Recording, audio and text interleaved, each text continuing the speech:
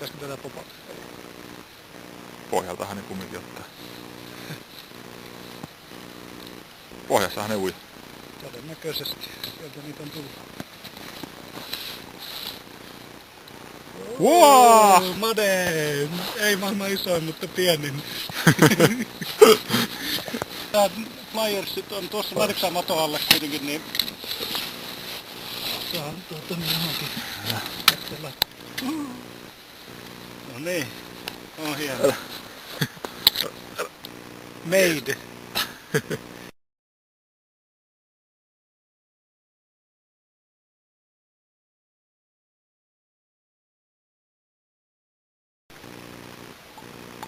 Kiva, kun on niin paljon valoa.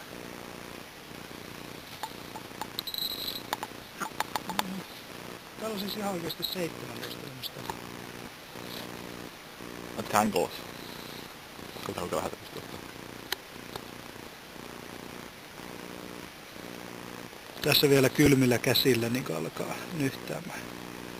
Mä luulen, että tämä kannattaa vetää poikki tää siima tästä näin. Tää on vielä tätä paksumpaa siimaa. Monosiimalla ikinä tapahtuisi tämmöistä näin. Ei ne on jo tällaisia.